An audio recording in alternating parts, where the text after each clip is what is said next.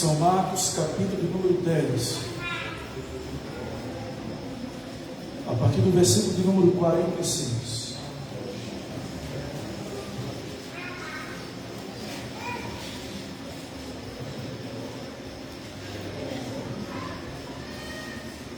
Amém? Leamos a palavra do Senhor que nos diz. E foram para Jericó.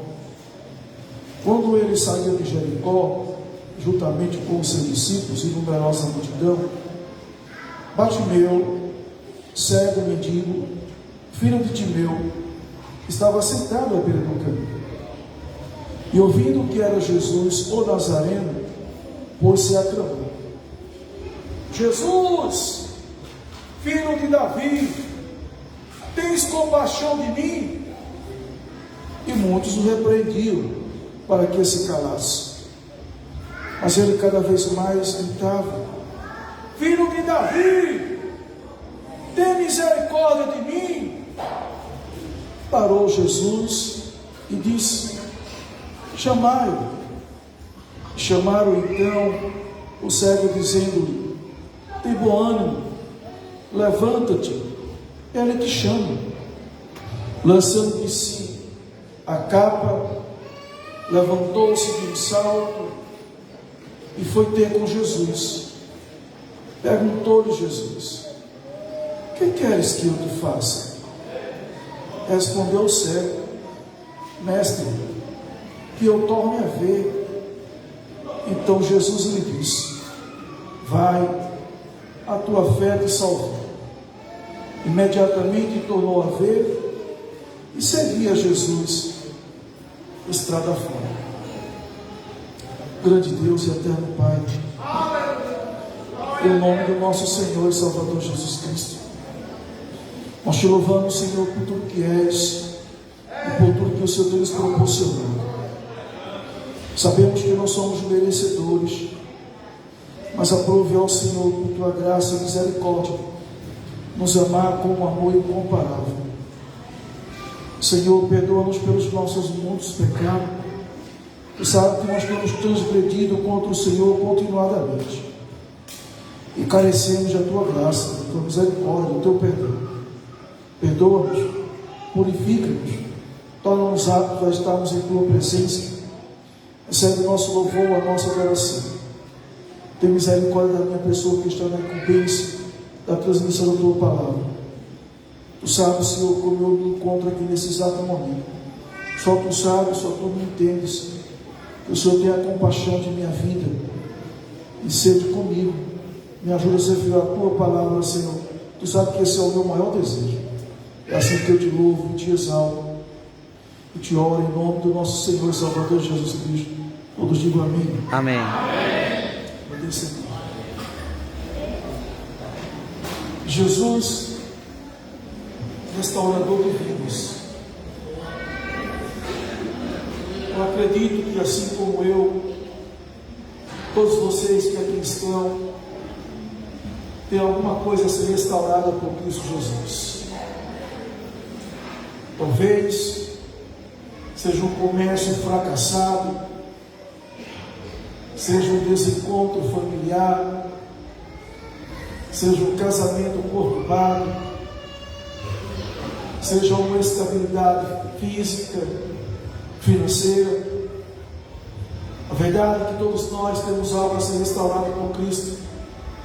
E vocês sabem, assim tanto como eu, que uns bem menos e outros bem mais.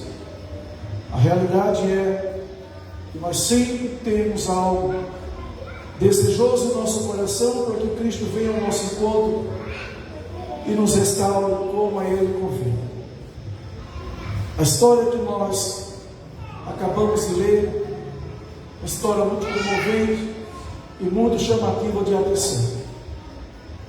Ela trata-nos de um cego, de um homem, por nome de Bartimeu.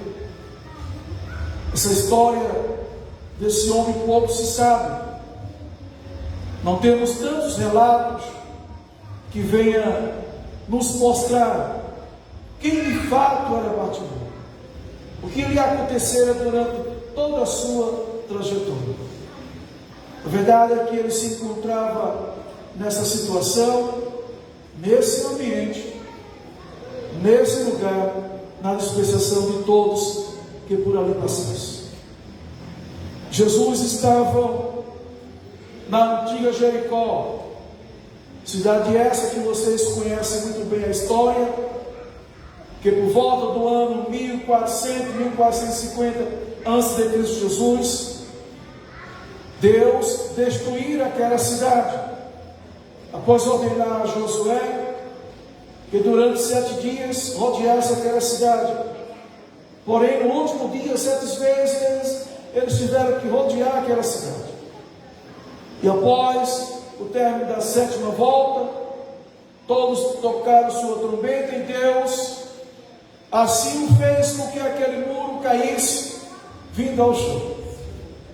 Nesse exato momento, Josué invade aquela cidade e destrói a todos: homens, mulheres, crianças, velhos, animais.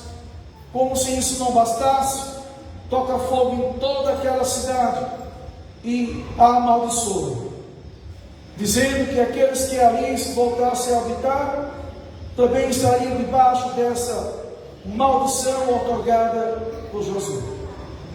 Pois bem, o tempo se passa, e antes de Cristo Jesus, basicamente 10 anos antes, o rei Herodes, ele constrói agora uma nova Jericó, um encanto de cidade, um jardim no oásis. Era onde ele tinha a sua casa de inverno, pois essa cidade de Jericó era uma cidade muito aquecida, uma região muito quente, e ele construía ali suas piscinas térmicas com belos jardins, e era um encanto para todos que ali se encontravam. Não era uma cidade para qualquer pessoa morar. Ali não havia sujeira, não havia pendente, não havia assalto, não havia nenhuma necessidade.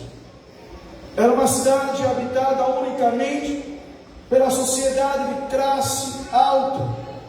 Pobre não tinha o direito de estar naquele ambiente. Então, essa cidade, que diferente da outra, vivia em total desprezo, ela não podia receber mendigo. Vidente não entrara naquela cidade, mas nada o impedia que ficasse na sua entrada. Então Jesus veio terça-feira à tarde. Acredita-se que por volta das 2 às 3 horas da tarde, Jesus passa naquele ambiente, não por acaso, como muitos assim dizem. Jesus está indo ao encontro de um homem com nome Zaqueu, naquela cidade. De conformidade nós poderemos encontrar no livro de Lucas, capítulo 19, e o versículo de número 10. Jesus está cumprindo o seu ofício. Que ofício? De ir em busca daqueles que se encontram perdidos. Jesus está a passar naquele ambiente. Então ele sai da antiga Jericó em destino à nova Jericó. Jericó ficava a distância de 26 quilômetros de Jerusalém. Era a cidade, é a cidade mais baixa do nível do mar, ainda hoje, claro, a geografia não muda.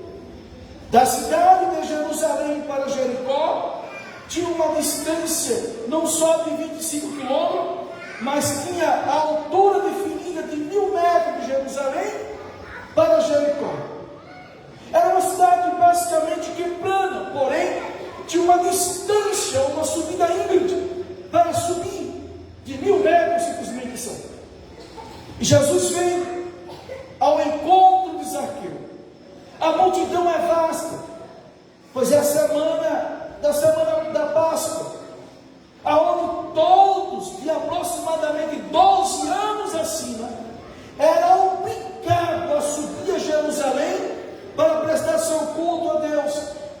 Jesus vem nesse ambiente, segundo alguns historiadores, vem juntamente com Cristo Jesus, cerca de 25.000 pessoas naquele momento, todos gritando o seu nome, todos ovacionando o seu nome. Aquilo chamaram a atenção de todos, que não via naquele ambiente, mas ouvia aquelas vozes de longe, aquela gritaria, ao ouvir aquelas pessoas externar, bradar o nome de Jesus. Bartimeu se encontrava na beira daquele caminho, e ele ouvia falar de Jesus. Nesse exato momento, ele não hesita, não perde tempo, não pensa duas vezes, e começa a externar com a sua voz: Jesus, filho de Davi, tens compaixão de mim. Jesus, filho de Davi, tens compaixão de mim. A multidão que vem seguindo a Jesus o repreende: calai-vos, ficai quietos. Ele não se intimida com aquela fala, e com a convicção que tinha, muito mais alto, gritaram: Jesus, filho de Davi, tens compaixão de mim. Aleluia, glória. Conforme o texto que nós lemos, Jesus para e ordena aos seus discípulos que vá ao encontro daquele homem e o traga até a sua presença. Aquele cego, quando ele ouve as palavras daqueles homens acerca de Jesus, ele não pensa duas vezes. A Bíblia diz que ele dá um salto, lançando de si a sua capa, e vai ter com Jesus. Quando chega até diante de Jesus, Jesus o questiona: o que quer o Senhor te fazer? Ele não pensa duas vezes, ele não perde tempo, ele não vai lamentar, ele não vai pedir a próxima ceia, uma esmola. Ele não pensa nessas coisas, mas ele diz: Senhor, que eu torne a ver. Jesus, olhando para aquele homem, externa para ele: vai em paz, a tua fé te salvou.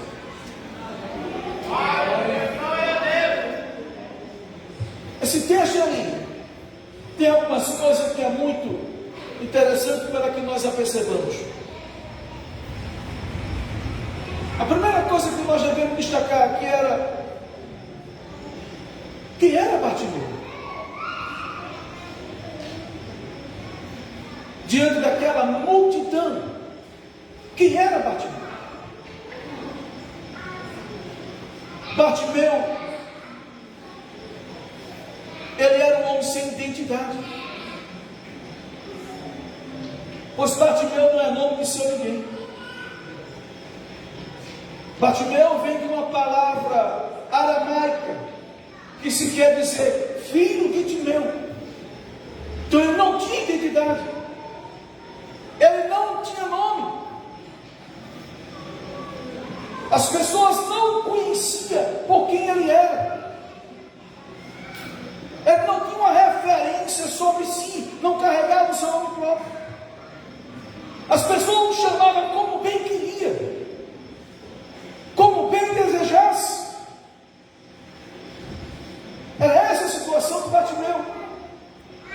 Além de ele não ter identidade, Bartimeu, ele era um homem cego, não tinha a sua visão física.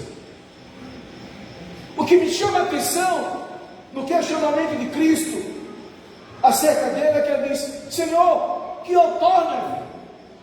Se eu devo tornar a ver, porque outrora eu tinha visão, mas não sabemos em que momento, quando e qual a circunstância Bartimeu perdeu a sua visão. O fato é que ele se encontrava naquele estado, naquele momento, sem visão, sem identidade própria. E como se isso não fosse suficiente, a própria Sagrada Escritura vai nos mostrar que ele era um homem sem identidade, um homem cego e mendigo. Imagine isso. Além de ele não ser visto e tratado como de fato ele merecia ser tratado, como uma pessoa digna de respeito, de reconhecimento, ele não tem a sua visão. E todos nós sabemos a dificuldade que é para um cego. Hoje, imagina naquele momento, há 2020 anos atrás, a dificuldade que era para aquele homem, para se locomover, se sustentar. Ele era uma pessoa dependente de todos aqueles que tivessem um coração voltado a suprir a sua necessidade. Imagina a situação daquele homem. Naquele tempo não tinha Bolsa Família, não tinha aposentadoria. Ele carecia de mendigar o pão. Pelo seu estado. Interessante. É o segundo ponto que nós temos que observar. O que foi necessário Bartimeu fazer para ter a sua vida restaurada? Um homem sem identidade, um homem cego, um homem mendigo, miserável. A primeira coisa que nós devemos observar aqui é que ele procurou ouvir que era Jesus quem estava passando ali. O versículo número 47 vai nos dizer o seguinte: e ouvindo que era Jesus, o Nazareno, pôs-se a clamar.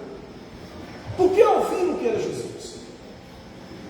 A história de Jesus não foi uma história restrita unicamente para algumas pessoas. A fama de Cristo Jesus decorreu em toda a região daquele período. Era necessário que isto acontecesse. Vocês lembram muito bem, muito mais do que eu, que quando João Batista estava preso, ele envia o seu discípulo até com Jesus com um questionamento: mestre, és tu o Senhor, o qual estamos aguardando, ou devemos aguardar mais? Isso era uma profecia messiânica acerca de Jesus. O Isaías retratando como Jesus haveria de vir e as suas realizações, como deveria ser feita. Jesus recebe aquele discípulo que depois os torna para si e diz: vai, e diz a João: o cego vê, os coxos andam, o surdo ouve, os enfermos são curados. Essa fama era precoce, divulgada de uma forma tal que chama a atenção de todos. Todos procuram se aproximar de Jesus no intuito de receber uma cura, uma dádiva divina que só Deus poderia lhe dar.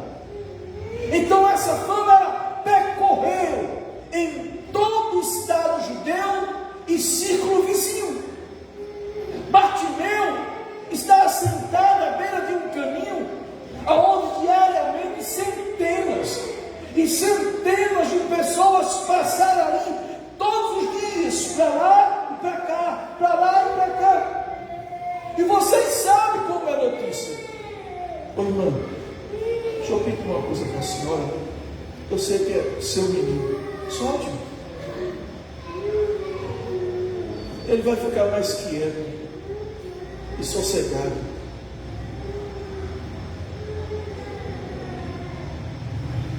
Olha, essa é uma coisa, um parênteses aqui. Criança, ela gosta de chamar a atenção, de ser percebido. Criança vive como criança. Nós adultos temos que entender o que é uma criança e deixar de ser implicante com as crianças. É criança. A gente adulto às vezes tem esse tipo de comportamento. Aí precisa um chamativo de atenção, porque já crescemos, não temos mais fralda. As crianças que se gostam de brincar, de correr, chamar a atenção do seu jeito, dizer eu estou aqui. E cabe a gente ter paciência com eles. São bênçãos de Deus nas nossas vidas, na vida de cada pai, na vida de cada mãe. Voltando agora. Bartimeu, sentado na beira do caminho, ouve o que Cristo tem realizado, aonde quer que ele chegue, aonde quer que ele passe, e nasce dentro dele a fé, e deveria nascer em todos aqueles que ouvissem e cresce em Cristo Jesus. Então, quando ele ouve a falar de Jesus, que era ele que estava passando ali, ele não pensa duas vezes, de forma nenhuma. É quem? Jesus, o Nazareno, é ele mesmo. Tem certeza? Tenho. É Jesus, o Nazareno, que está passando por aqui. Por que Bartimeu tem esse cuidado? É simples. Todos nós, meus irmãos, que carecemos de uma restauração, seja ela qualquer que for, nós temos que ter a convicção de uma coisa: não é todo mundo que vai nos proporcionar essa restauração. E às vezes, por falta desse entendimento, a gente busca tantas coisas a tantas pessoas que não têm a capacidade de mover uma só palha para solucionar o meu e os seus problemas. Não tem. Olha o comportamento de muitas pessoas que se encontra enferma e tem um amigo político. Qual é a sua reação de imediato? Oh, fulano e tal, eu estou padecendo, tem como tu me ajudar? Às vezes o cara até tem a boa vontade, mas não tem a condição de me ajudar. Outros recorrem a tantas e tantas coisas e dão os passos e vão. Bartimeu não. Aleluia. Bartimeu não se preocupava se Cícero estava passando por ali. Bartimeu não teve a preocupação em saber se Diocrécio estava passando ali, se o Edilson estava passando ali, mas o cuidado dele foi único. Jesus de Nazaré. É quem está passando?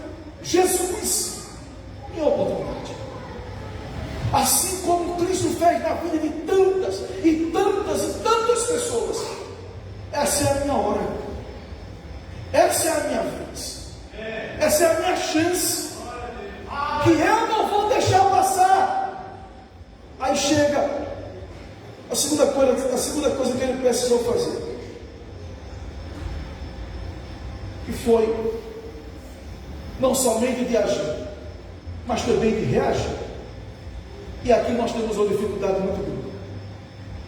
E Bartimeu nos dá um ensinamento maravilhoso.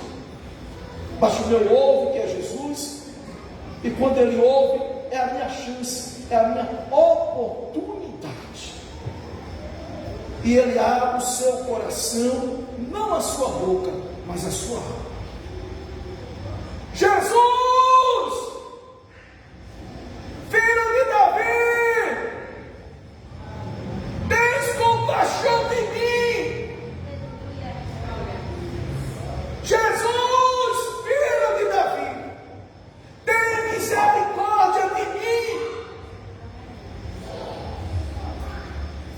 multidão olha para ele: cala a boca, sem nome, cala a boca, sério. Ah, mendigo, fica calado, mendigo. Então você sabe como é a multidão. Encontrar alguém para estender as mãos, para lhe levantar do chão, é poucos. Mas para lhe pisar, lhe rebaixar, lhe humilhar, é muitos.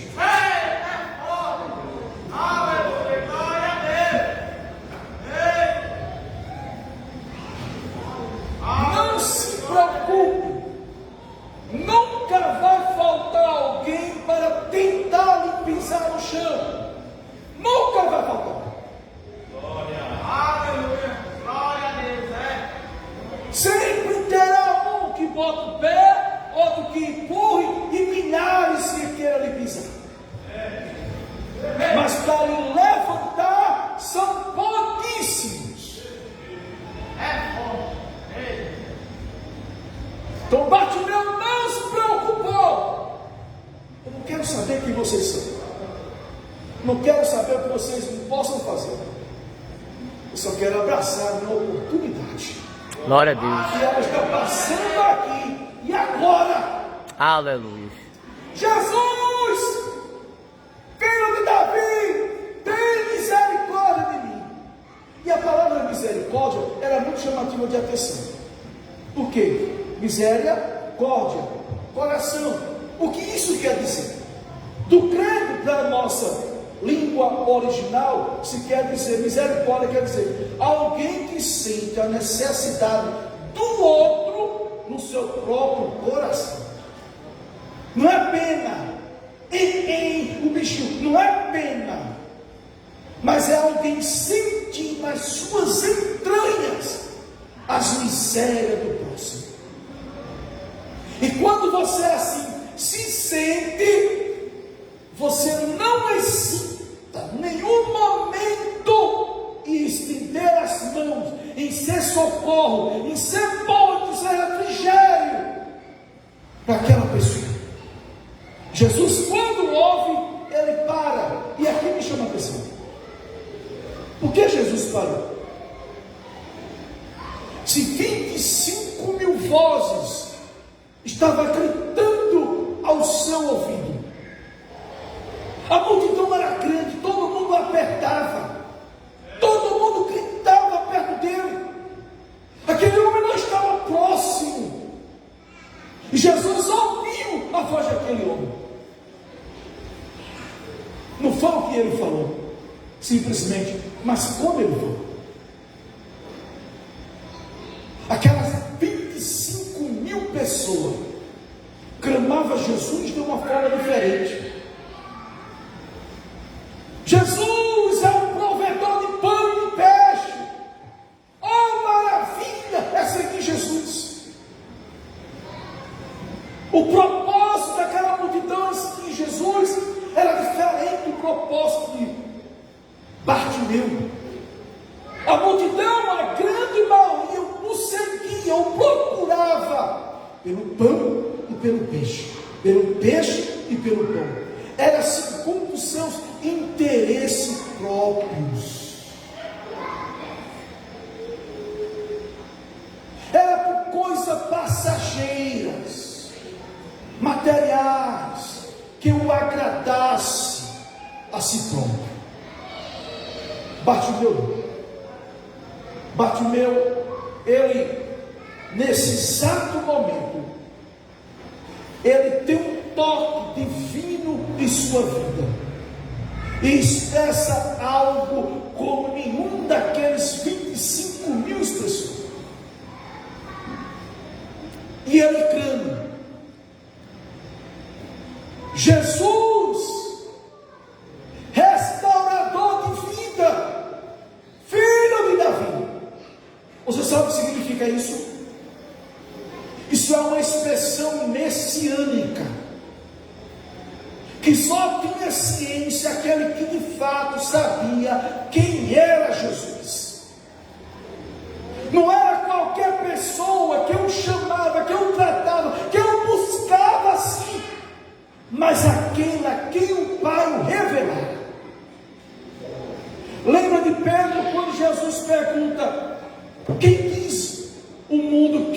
filho do homem?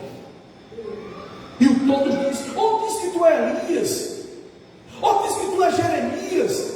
Jesus para, olha para os seus discípulos e diz: e vós, quem dizeis que eu sou? Há um silêncio total, até que Pedro, ousado, ele levanta-se e diz: Senhor,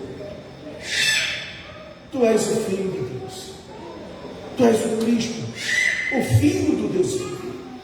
Jesus olha para ele: Simão Bajonas, bem-aventurados tu és, porque o Pai te revelou. O mesmo contexto aqui.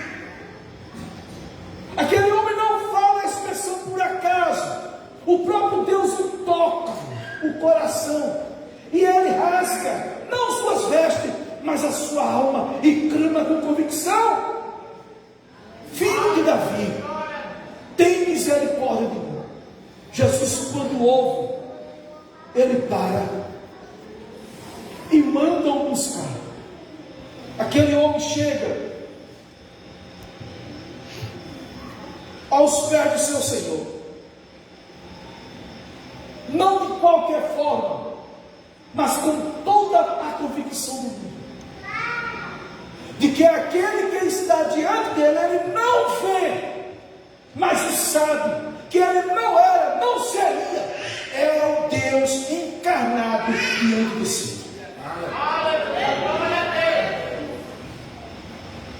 E não existem suas palavras de forma alguma, mas cuidadosamente ele externa a sua necessidade. E parte para a terceira razão que fez com que aquele homem tivesse sua vida restaurada. Ele não pede carro, não pede fazenda, avião, iate, pede isso não. Ele pede a sua dignidade. E o que era a sua dignidade? A sua visão física. A sua visão física, ele poderia trabalhar, ele poderia conquistar alguns bens, ele poderia encontrar um lugar seguro,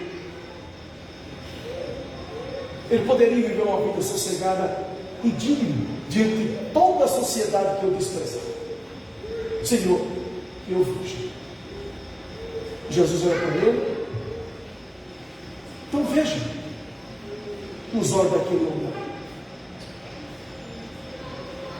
A quarta coisa que nós aprendemos aqui, meus irmãos, é que Jesus, ele não se importa quem você é ou o que você tem. Jesus não. Quem se importa sou eu. Quem se importa é você. E você sabe disso. E nós fazemos muita acepção de pessoas. Você sabe disso tanto quanto eu. Nós temos esse cuidado de selecionar as pessoas.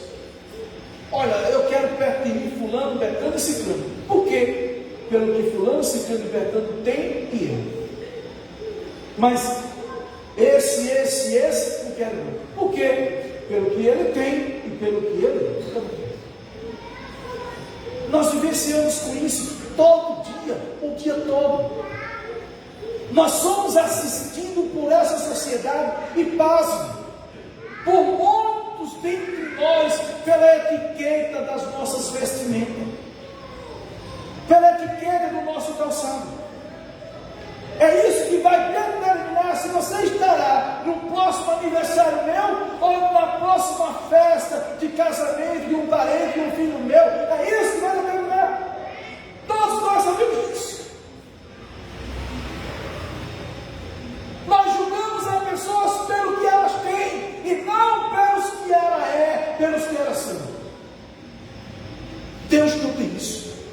Deus julga tudo e a todos por igual, sem acepção. Deus não tem o cuidado de convidar o rico e esquecer o pobre. Deus não tem esse cuidado. Mas Deus olha para o rico do mesmo jeito que olha para o pobre, e atende ao pobre do mesmo jeito que atende ao rico. Glória a Deus. Ele não age como nós pensamos, como nós agimos. Então, quando ele ouve a voz daquele homem, ele para. E com seu coração borbulhando de amor, vai e diz: chamai-o, trazei-o à terra. E aquele homem chega. Mas ele não chega igual. Chega com o coração ardente de fé. E Jesus o atende para a glória do seu nome. Irmão, isso é uma história muito interessante, muito bonita. Mas o que é que nós aprendemos com tudo isso? Muitas coisas. Em primeiro lugar, não importa o grau das suas necessidades, acredite, Jesus Cristo é a solução para mim e para a sua vida. Às vezes nós pegamos os nossos problemas e tornamos ele um fato impossível para que nós possamos encontrar a solução. E nos portamos debaixo de uma situação difícil, doída, dolorida, angustiante para nós mesmos. Mas eu tenho uma palavra de Deus para a tua vida. Lucas 1:37. A palavra do Senhor vai nos externar o seguinte: porque para Deus nada É impossível. nada é impossível. O que isso quer dizer?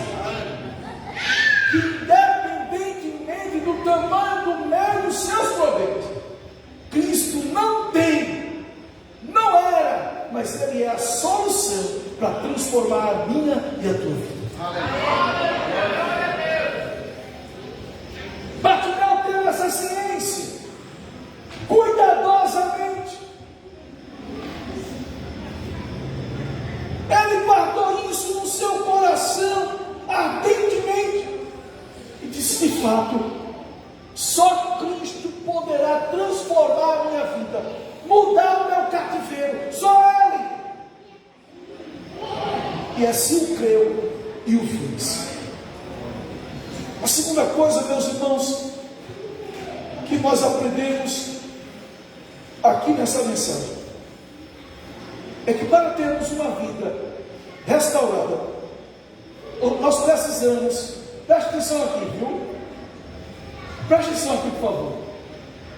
Para termos uma vida restaurada, nós precisamos, carecemos, estarmos no lugar certo, na hora certa, e buscarmos a pessoa certa. Aleluia. E essa é uma das nossas dificuldades, porque muitas vezes nós não desejamos resolver as nossas dificuldades no lugar certo, na hora certa, com a pessoa certa. Às vezes o problema está nos sufocando, está nos oprimindo, está nos consumindo, está nos matando. E nós não queremos estar nos pés do Senhor. Nós queremos estar na porta, olhando quem passa, falando da vida dos outros, maldizendo a sua vida, maldizendo um ao outro, em vez de estar de joelho na presença do Senhor. E quando passa alguém, a gente até diz: irmão, ore por mim, eu estou tão precisado. Ora, se você tem ciência que está tão precisado, não quer buscar a presença do Senhor, imagina quem não está.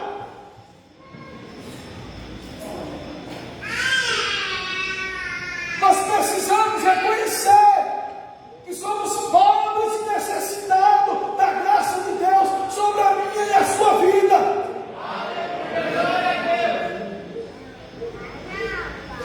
Precisamos estar no lugar certo, na hora certa. Irmão, qual é a hora certa? Agora, hoje, nesse exato momento. Esta é a hora certa. Não importa qual é a tua dificuldade, qual é o teu problema, não importa. Mas esta é a hora certa. A hora certa de quê, irmão? Você entregar para Deus, lançar sobre o Senhor toda a tua ansiedade, confia nele e ele tudo fará. Você crê? Você crê? Você crê? Você crê? Então entrega.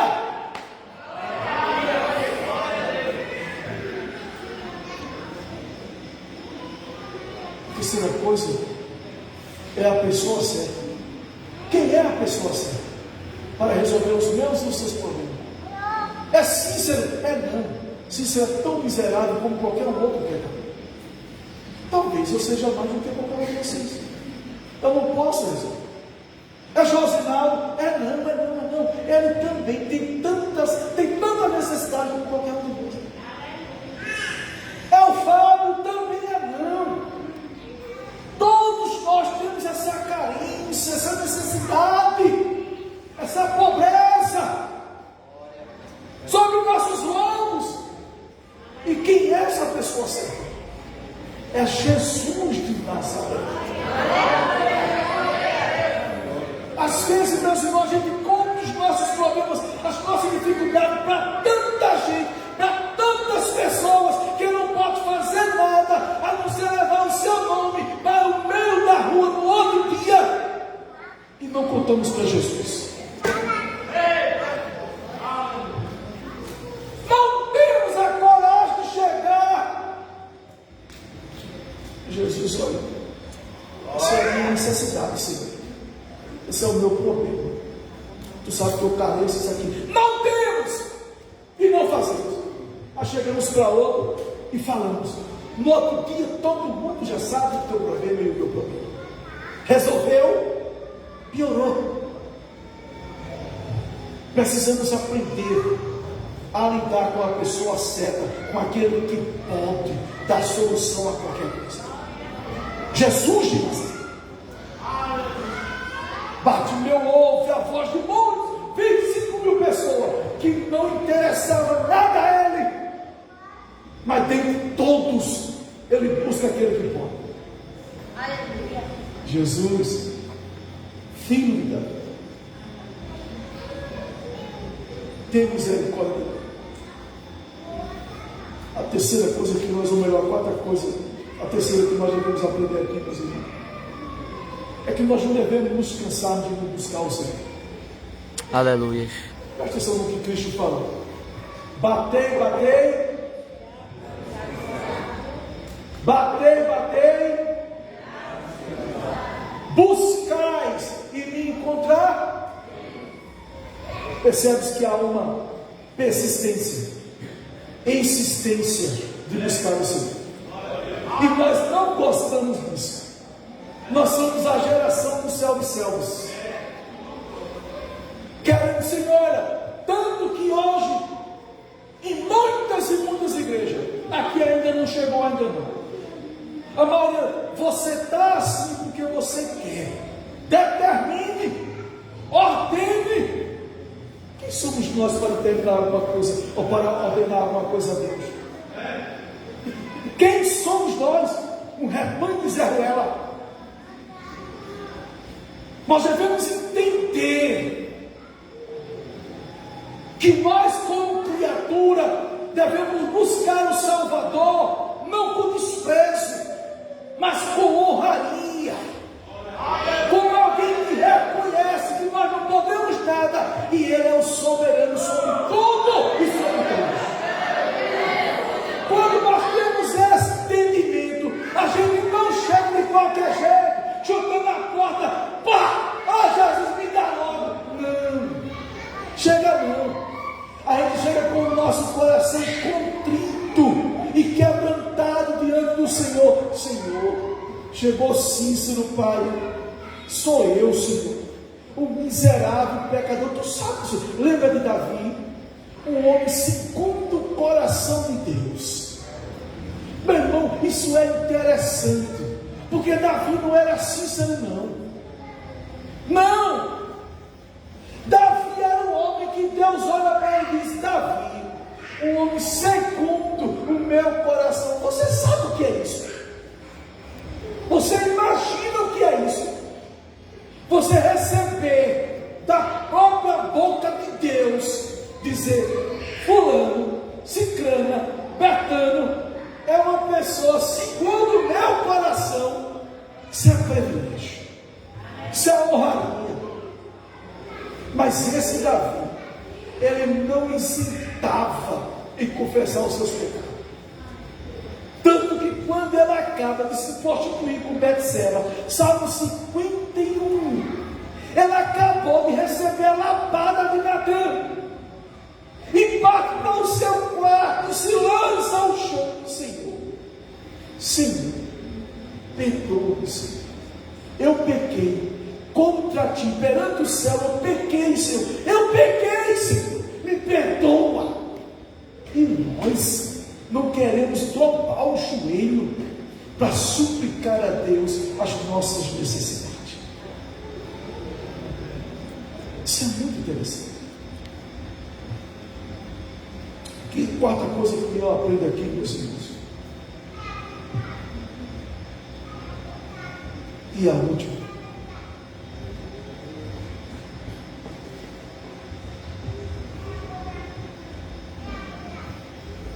não tenha como indispensável aquilo que te garante a viver na situação deprimida.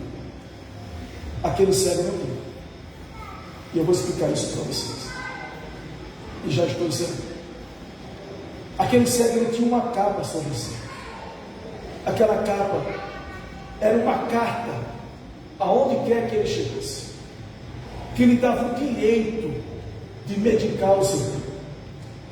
Aquela capa representava para aquele mendigo a sua casa, a sua guarida, a sua cama e o seu bem-estar.